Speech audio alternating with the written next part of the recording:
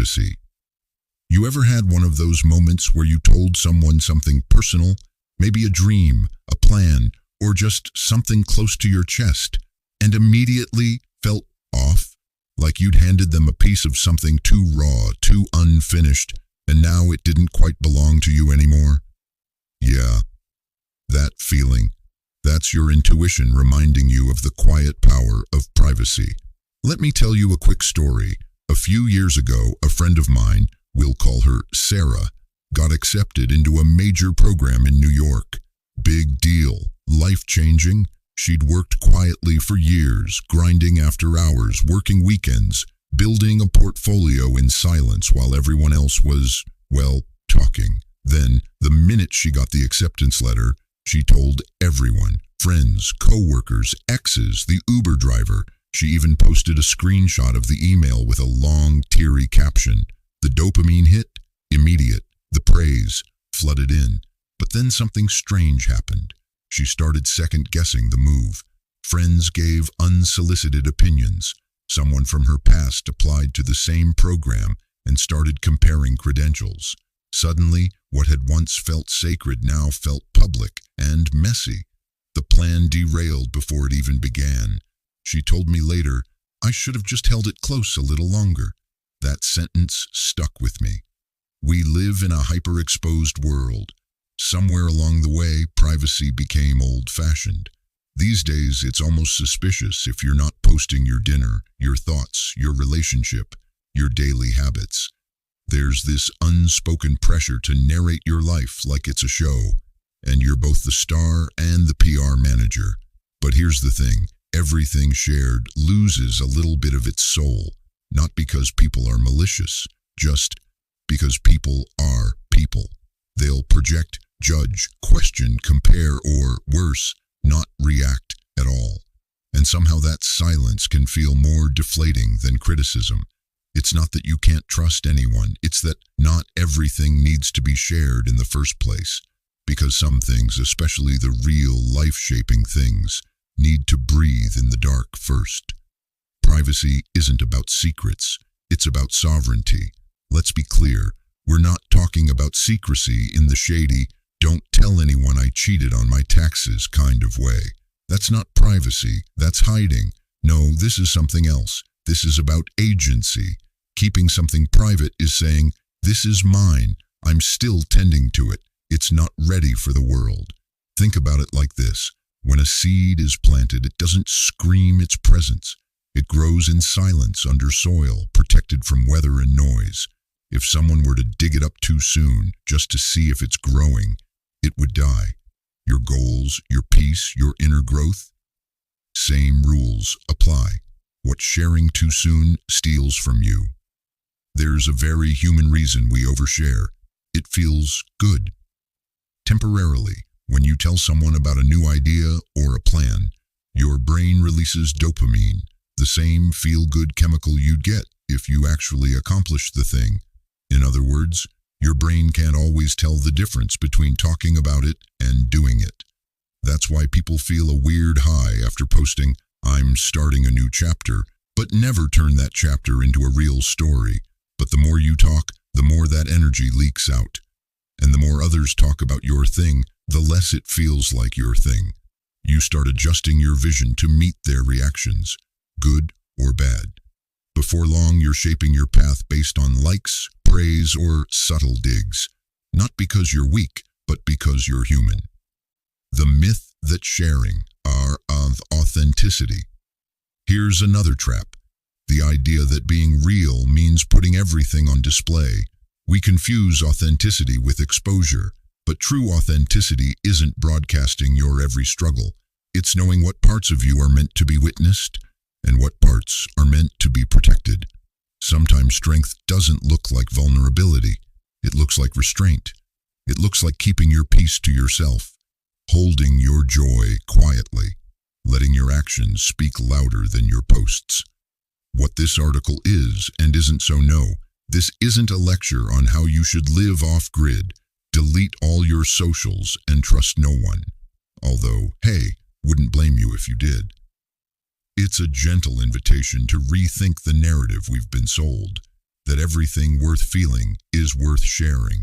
Because here's what most people won't tell you. Privacy is a kind of power, not controlling, not manipulative, just grounding. It protects your energy. It makes your vision clearer. It sharpens your focus. And more than anything, it teaches you to trust yourself before anyone else. So what are we keeping private? Not everything, but a few sacred things. The kinds of things that, when shared too soon or with the wrong people, lose their magic. Things that are better held close, at least for a while. 1. Your long-term goals and dreams. You know that quiet excitement you feel when something just clicks inside you, like when an idea suddenly makes so much sense, or a vision of your future appears with crystal clarity. That little internal spark, the one that says, "This is what I want to do," is precious and oddly fragile. The first instinct for a lot of people is to tell someone, to call a friend, text a sibling, post a vague Instagram story. Big things coming. But here's the twist. Talking about your goals can actually trick your brain into thinking you've already achieved them. When words replace action. There's this term psychologists use, social reality. Basically, when you share a goal with someone, your brain registers the act of talking about it as a partial achievement. You get a hit of dopamine, you feel productive, encouraged, seen, except nothing's actually happened yet. No work, no action, just noise. It's like announcing you're starting a marathon and then sitting back down with your medal already around your neck. Sure, it feels good, but it's empty. That one time I told everyone I was writing a book. Here's a confession. A few years back, I decided I was going to write a book, a real one, not a blog post, not a journal entry, a full manuscript. And like a rookie, I told everyone. I posted quotes I hadn't written yet. I mentioned working on something big to colleagues. I even made a fake mock-up of a cover on Canva. It was thrilling. I felt like an author already. Want to guess how much I wrote? 8 pages. And then I stopped. I'd already eaten the cake, emotionally speaking. The applause had come. The sense of completion had trickled in, and my drive quietly vanished. It took me another 3 years to actually start that book, and I didn't say a word about it that time, not until the manuscript was done. Why silence feeds momentum? There's something sacred about building in silence. When no one knows what you're working on, you get to mess up quietly. There's no timeline to meet, no audience to perform for, no expectations weighing down your creativity, just you and the work. It's like training in secret. You don't need validation, you need velocity. You need space to make ugly drafts, change your mind, rework things 10 times over without explaining yourself. Some of the most successful people you admire, they move in silence until the moment they have to speak. Then they let the results talk for them. Your idea needs time to mature. Think of a big dream like a candle in the wind. At first, it's just a small flame, delicate, uncertain, easy to blow out. If you hold it too close to noise, to wind, to other people's opinions, it flickers. It dies. That idea, that dream, it needs a container, shelter, space. You don't plant a seed and then keep digging it up to show your friends. You let it grow, quietly, underground. Then, when the roots are strong, it blooms. The wrong eyes can distort your vision. Not everyone will get it, and that's okay. But here's the risk. When you share your dream too early, you open it up to interpretations you're not ready for. People mean well, but they come with baggage. Maybe they failed at something similar. Maybe they don't think you're the type. Maybe they're subtly jealous, or just practical in a way that kills imagination. They'll say things like, "That's ambitious, are you sure?" That's not really a stable path, is it? But you've never done anything like that before. And suddenly, doubt sneaks in. You start adjusting your goal so it makes more sense to them. But now it doesn't make sense to you. This is why gatekeeping your dreams early on isn't just smart, it's survival. Exceptions to the rule when sharing helps. All right, so let's not pretend you have to go full recluse mode. There are moments when sharing can help you stay accountable or access support, but it has to be intentional. Here's when it makes sense. Trusted mentors, people with experience who can guide you without projecting their fears. Collaborators, those directly involved in helping you build it. Loved ones with boundaries, people who know how to support without controlling or overanalyzing. The key? You're not sharing for applause. You're sharing for alignment. The pressure cooker theory of creativity. Here's something I live by. Talk less, build pressure, let it explode when it's ready. Think of a pressure cooker. It works by keeping everything in. No leaks, no release. Just heat building until the inside reaches a state where magic happens. Food cooks faster, flavors deepen, everything transforms under that quiet intensity. Now imagine doing that with your dreams. Let them simmer, hold them under pressure, and when you do open that lid, let it be undeniable. Case study, the musician who stayed quiet. There's this underground hip-hop artist I admire, spent 5 years producing a debut album. 5 years. No teasers, no Instagram clips, no coming soon. Just silence. People assumed he'd quit. Some even forgot his name. Then, out of nowhere, the album dropped. Every beat was polished. Every lyric hit like a punch to the gut. No fluff, no filler, and because no one expected it, the release slapped even harder. He later said in an interview, "I didn't want to explain what I was doing. I wanted to show you." That's the kind of quiet confidence you earn by keeping your head down until you're ready to look up. One more thing, you can still be proud. Quietly keeping your dream private doesn't mean hiding your light. It just means channeling it inward for a while. You can still feel proud, still celebrate milestones privately, still have mini dance parties when you hit a goal nobody else even knew existed. Because sometimes the most powerful thing you can say is nothing.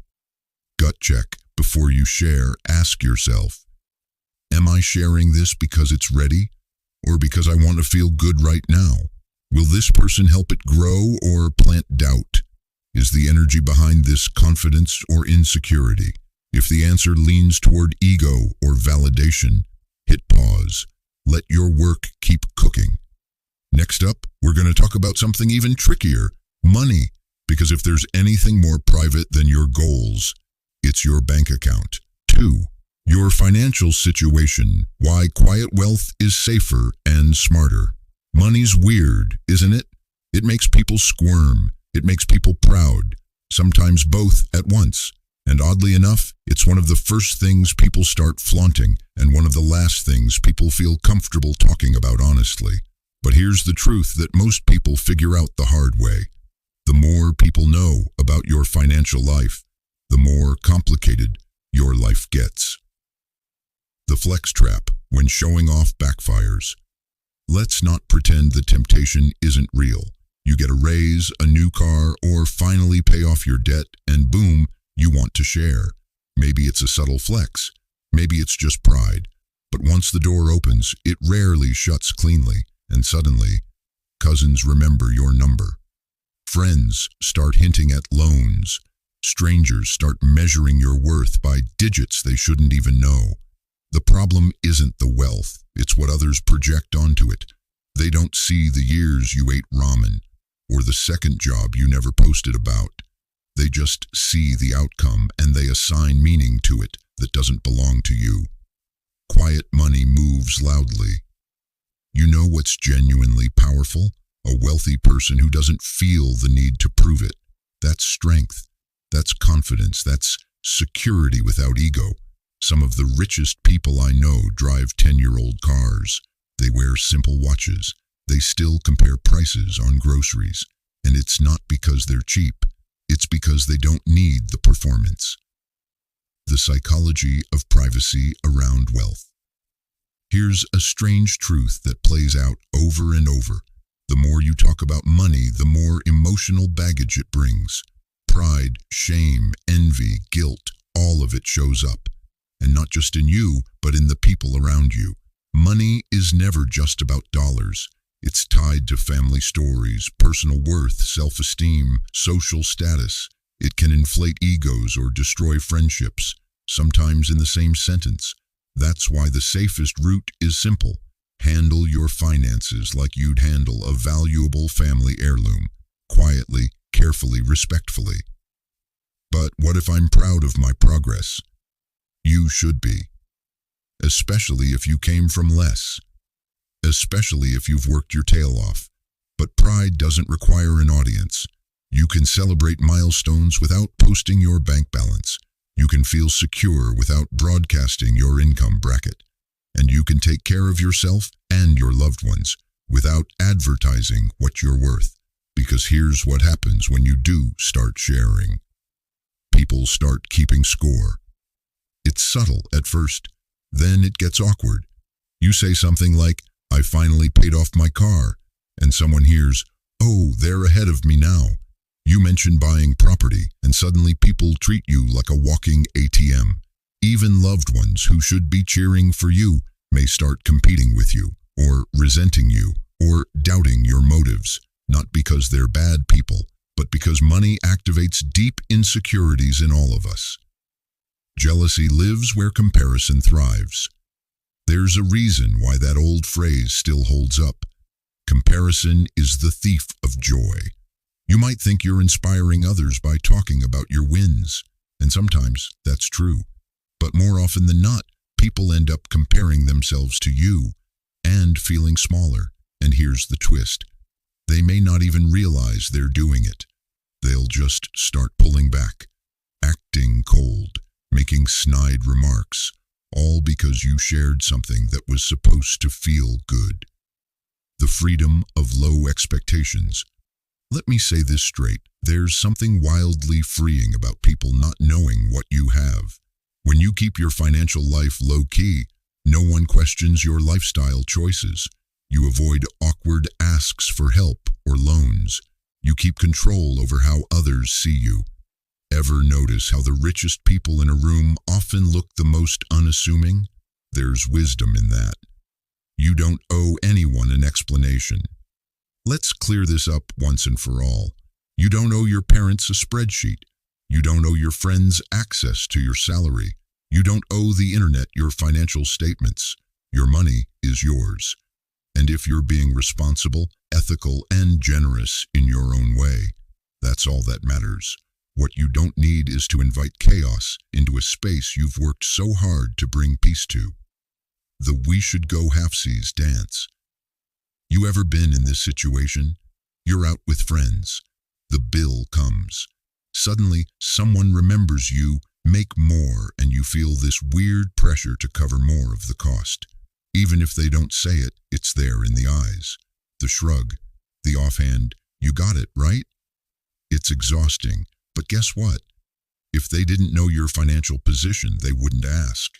They wouldn't assume. They'd treat you like them, which is often what you want. When generosity turns into obligation, being generous is beautiful. But when people expect it, when they start to depend on your generosity without acknowledging it, it stops being kindness. It starts becoming a weight.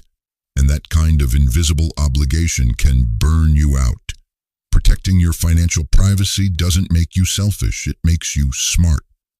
What about wealth-building conversations? Okay, fair point. Not all money talk is bad. Sometimes talking about finances in the right context can be educational, empowering, even life-changing. Here's when it makes sense. With a financial advisor, obviously. With a partner when building a future together.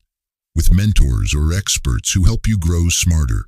In safe, like-minded communities, focused on learning, not comparing. These aren't flexes, they're strategy sessions. But broadcasting your income, net worth, or savings plan to social media, that's not strategy, that's asking for noise. Don't dress rich, be rich. That quote came from a low-key millionaire I met at a used bookstore. He didn't look like much, drove an old Toyota, wore $15 shoes. But he'd been quietly investing since his 20s, owned real estate across 3 states, and still packed his lunch every day. He said, I'd rather be rich than look rich. Looking rich costs money. Being rich makes money. I've never forgotten that. Money changes the room, quiet or loud. Let me end this section with something real. Even if you don't talk about your finances, money still affects your relationships. It shifts dynamics, it adds tension, it creates subtle distance sometimes. But when you keep your financial life private, you get to manage that shift on your terms. You stay in control of your story. You stay centered in your values. And you reduce the risk of noise, judgment, or unnecessary drama. Sometimes the wealthiest move you can make is silence. Next up, we're going even deeper. Let's talk about your romantic life and why your private relationships deserve boundaries too. 3. Your romantic life. Love in the age of oversharing. Let's be honest, these days, privacy in relationships feels like a rebellious act. We live in a world where people post their anniversary dinners before they even take a bite, where breakups are announced with long captions and healing playlists, where strangers on the internet know when you're soft launching someone new. But here's the uncomfortable truth no one tells you. The more eyes on your relationship, the more pressure it carries. Not love, not commitment, not honesty, just pressure. If you don't post it, does it even exist? Ah, yes, the modern love paradox. You're in a relationship, things feel good, maybe even really good, but then someone says it. You haven't posted them. Are you hiding something? And boom, suddenly your connection feels like a PR campaign that needs managing. You start wondering what you should share, what you have to share, and whether keeping things private makes it look like you're hiding something. But here's the thing. Privacy isn't secrecy. Privacy is protection. Secrecy is deception. They are not the same. When you keep parts of your relationship private, you're not hiding love. You're just keeping something sacred in a world that's constantly trying to poke holes in it. The spotlight can ruin the scene. Imagine your relationship as a quiet room filled with warm conversation, trust, laughter, little glances. Now imagine someone throwing open the doors, turning on bright lights, and inviting 500 people in. The energy shifts. You start talking differently, acting differently. Suddenly, every little fight feels like a spectacle. Every decision becomes something you feel the need to explain to others. Too much exposure can kill authenticity. When a relationship becomes a performance, the real connection gets blurry. Everyone's got an opinion, most of it useless. The moment people see your relationship, they start forming opinions. He doesn't seem affectionate. She's probably with him for the money. Why are they moving so fast? Why are they taking so long? People you've never met. People who don't know your story. People with their own baggage and projections. Here's the hard part. You can't stop people from thinking things, but you can stop giving them material to work with. That's what privacy does. It limits the noise. It keeps your relationship in your hands, not theirs. The pressure to perform happiness. Social media has quietly changed what relationships look like to others. Suddenly, if you're not showing public affection, daily selfies, or TikTok dances, people assume something's wrong.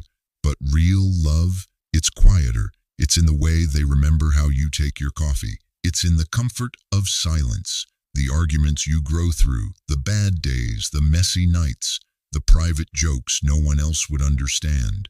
Love doesn't need a filter, but when you start chasing validation through likes and comments, you begin performing instead of living. And that performance, over time, can wear down even the strongest bond. But what if I'm proud of my relationship? Of course you are, and you should be, especially if you've come from heartbreak or loneliness or doubt. But again, pride doesn't need an audience.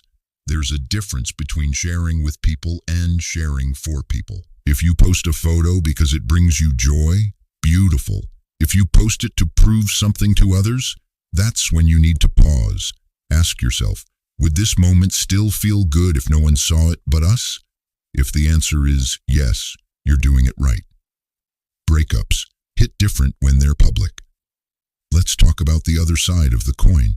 Breakups. When you've made your relationship a public affair, the ending becomes public too, and it hurts differently. More eyes, more questions, more analysis. Did you see they deleted all their photos? She unfollowed him. It's over. He looks sad in that story. Instead of grieving in peace, you're managing an audience. And instead of healing quietly, you're piecing together a narrative to look okay. Privacy protects you on the way up and on the way down. Boundaries are love, not walls. Here's a line people get wrong all the time. If you love someone, you shouldn't want to hide them.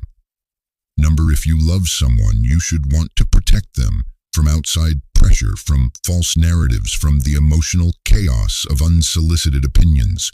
Boundaries aren't about exclusion. They're about intention. They say, this is ours, not yours, and that makes it special. You can share your relationship without oversharing. Let's be clear, we're not saying go full ghost mode. You don't need to pretend you're single. Avoid posting photos or hide in a bunker. Sharing little glimpses, totally fine, but make them real, not curated, not filtered to look like something it's not, and definitely not forced. The goal isn't silence, it's balance. You get to choose what stays between you two, what's sacred, what's off limits, and what's okay to show the world. The third wheel nobody sees, validation. Every relationship has its natural ups and downs, moments of insecurity, of doubt, of distance. But when you seek external validation to fill the gaps, posting love quotes to send a message, sharing curated moments to create an illusion, you're bringing someone else into the relationship. Validation, it's a sneaky third wheel. It makes you feel temporarily seen, but long-term. It chips away at intimacy. It replaces honest communication with performative gestures, and soon you're more connected to the idea of your relationship than the actual person in it.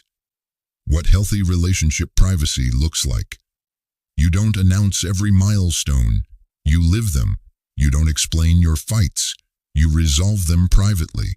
You post photos when you feel like it, not because you're supposed to. You let people guess, because it's none of their business. You celebrate in private, love in private, and heal in private. It's not cold. It's sacred. What about family and friends? Tough one. We all have that one aunt who wants to know everything, or that friend who thinks they're entitled to relationship updates. And yes, it's okay to share details when it's helpful, when you trust them, when they've earned a seat at that emotional table. But even then, filter it through this question. Will this help us grow, or will it just add more voices to a story we're still writing? Because too many voices can drown out the ones that matter. A love that's just yours. You know what's magical? A relationship no one really understands, but they feel something good when they're around it. A love that's so solid, so grounded, it doesn't need PR. It doesn't mean hiding. It means honoring something real. You laugh together when no one's looking. You cry together without hashtags. You support each other without turning it into content. That's intimacy. And honestly, it's rare now, but it's worth protecting. Next, we shift into something a little deeper and often overlooked. The power of keeping your future plans private. Let's talk about ambition, self-sabotage, and the silence that breeds momentum. 4. Your future plans, the wisdom of moving in silence. You ever notice how excited people get when they talk about what they're gonna do? Not what they've done, not what they're building quietly, but the grand plan, the dream, the big idea that'll change everything. They say it with conviction, maybe even with a little swagger, and sure, it feels good, like you're halfway there just by saying it out loud. But here's the thing no one tells you. Talking about your plans gives you a false sense of progress. It feels like momentum, but it's actually distraction. The psychology of premature celebration.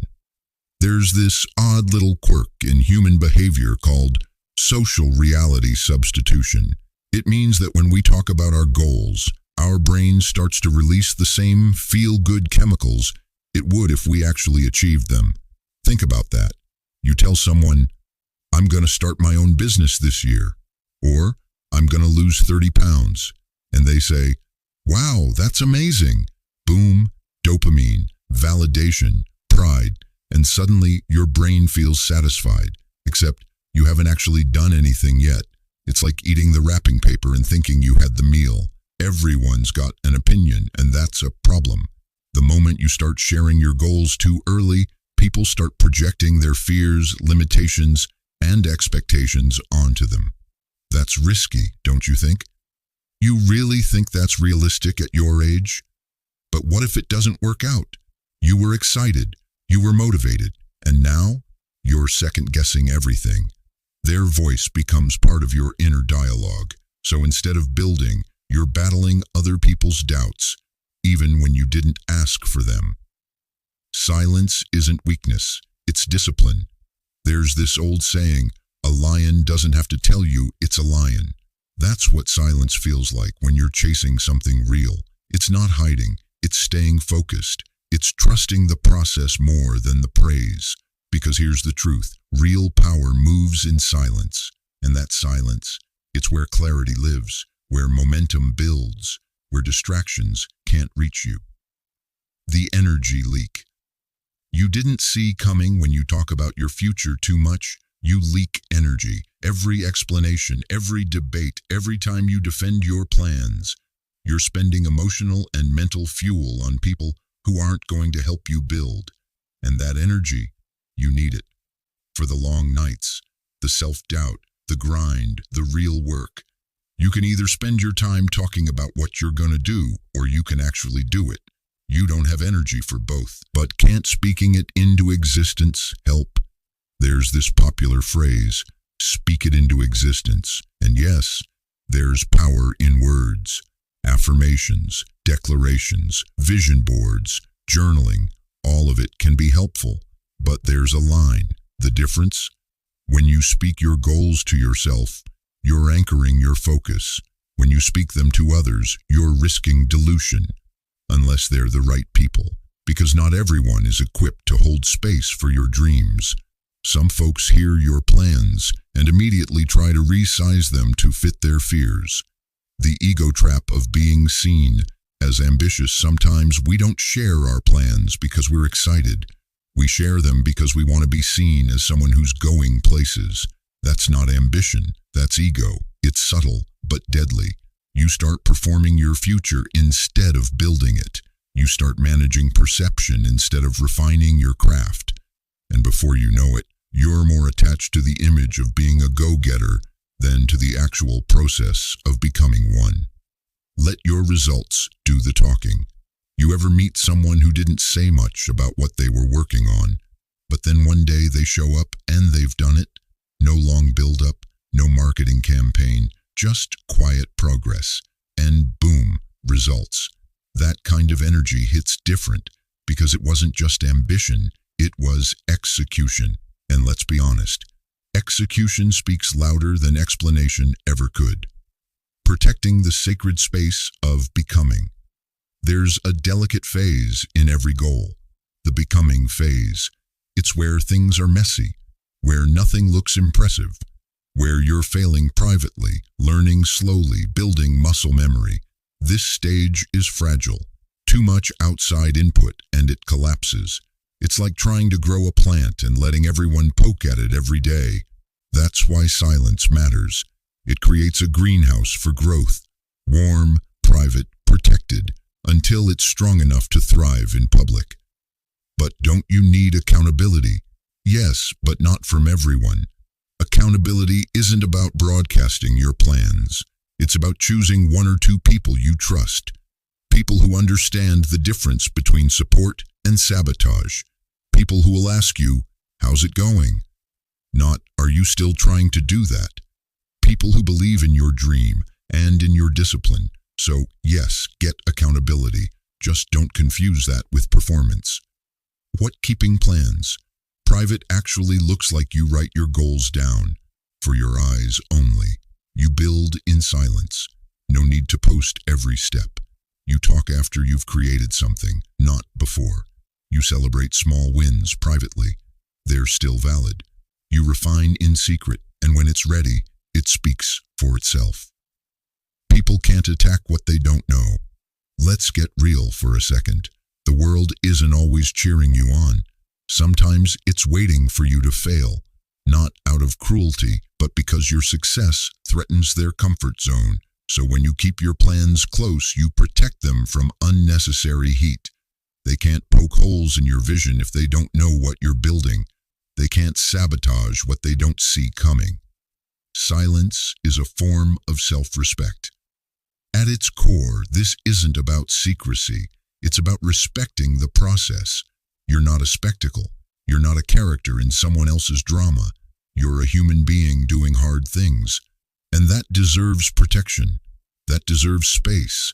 That deserves the dignity of privacy. What happens when you finally speak? When your vision becomes reality? When the book is published, the product is launched, the goal is hit? That's when you speak. And when you do, you won't need to convince anyone. The work will speak for itself. The effort will show. You won't have to say, I'm gonna. You'll just say, I did. And that sentence? It carries weight. 5. Your acts of kindness. Why you should help. Quietly, let's be honest, doing something kind feels good. Helping someone cross the street, covering someone's coffee, sending a quiet text to check in. It gives you that quiet, glowing sense that you're still tethered to the good in this world. But these days, it's getting harder to tell the difference between kindness and performance, between helping and being seen helping. You've seen it, the Instagram video of someone giving food to a homeless person, camera rolling, or a tweet storm about how they just had the most beautiful conversation with a stranger on the train. And it begs the question, if you do a good deed but need an audience, was it ever really about the person you helped? The heart of real kindness. It's not about you. Here's the truth that stings a little. When you make kindness about how good it makes you look, it stops being kindness. It becomes a PR move. Because real kindness, it's about them, not the credit, not the applause, not the brand engagement, just them, their dignity, their moment, their need. The ego loves a round of applause. You know what's tricky? You can be a genuinely kind person and still get sucked into wanting recognition. It's human. We want to be seen as good. We want our efforts acknowledged. And when people cheer us on for doing something decent, it feels nice, maybe even addictive. But kindness done for the sake of applause isn't kindness. It's strategy. And over time, that habit chips away at your integrity, like little cracks in the foundation. The quiet ones are often the real ones. You ever meet someone who's just quietly generous? They don't talk about how they helped a neighbor last week. They don't bring up that time they covered a friend's rent. They just do it. No fanfare, no social media post, no humble brag. And you get the sense they're solid. Not because of what they've done, but because of what they haven't felt the need to broadcast. There's a rare kind of strength in that kind of humility. Virtue signaling and the currency of good deeds. Let's call this out gently but directly. Social media has turned virtue into a kind of currency. Look how woke I am. Look how kind I am. Look how much I care. And look, it's not inherently bad to share positive messages. Raising awareness matters. Encouraging others matters. But when it becomes a game of moral one-upmanship, you have to ask, are we helping people? Or are we building a personal brand on other people's pain? Because if the camera's rolling every time you hand someone a sandwich, that sandwich might not be the point anymore. Helping without harming. Here's something we don't talk about enough. Even well-intentioned kindness can cause harm, especially when it strips someone of their dignity. Imagine being filmed while someone gives you charity. Your lowest moment turned into someone else's inspiration content. You didn't ask to be a story. You didn't consent to being a lesson. And now your struggle is online, forever. That's not kindness. That's exploitation. If you can't help someone without needing a witness, maybe you're not helping for the right reasons. A Buddhist lens, the merit of hidden generosity. In Buddhism, there's this beautiful idea called dana param, the perfection of generosity, and one of its purest forms, anonymous giving. Why? Because when no one knows you gave, there's no ego, no agenda. It's just pure, an offering from your heart without strings attached. And according to the teachings, that kind of giving creates the deepest merit, the kind that shapes your character, not your image. What quiet kindness looks like in real life. Sometimes it's something small, paying for someone behind you and walking away before they know. Leaving a care package on a neighbor's porch anonymously, helping someone out and never mentioning it again. Other times it's about how you show up for people, listening without interrupting, checking in without expecting credit, sending support quietly, no parade. It's kindness with no receipt, no trail, just sincerity. Why some things lose power when shared. You ever have a moment so tender, so real, that putting it into words almost feels like it cheapens it? That's the thing about sacred experiences. They don't always translate well, and trying to package them for others can strip away their magic. Some good deeds are meant to be kept, not to hoard glory, but to protect the sacredness of the moment. Because when something is truly real, it doesn't need validation. So, should you never share good things? Of course not. Sometimes stories do inspire. Sometimes a shared moment opens hearts, raises awareness, or lights a fire in someone else. But check your intention. Ask yourself, am I sharing this to help or to be seen helping? Would I still have done it if no one knew? Am I protecting the dignity of the person I helped? If your answers feel clean, share it. If there's a little twist in your gut, maybe it's meant to stay private. Your quiet kindness builds invisible bridges. Here's something beautiful. When you help someone without needing anything in return, it creates a ripple. They might never know your name. They might never pay you back. But that energy, that compassion, moves. It softens someone's day. It makes them feel less alone. And maybe, just maybe, they pass it on. No fanfare, no hashtag, just quiet kindness moving through the world. The legacy of private goodness. What do you want to be remembered for? Not what you posted, not what you said about your generosity, but what you actually did, especially when no one was looking. That's the legacy of real goodness. Not curated, not performed, just lived. One side.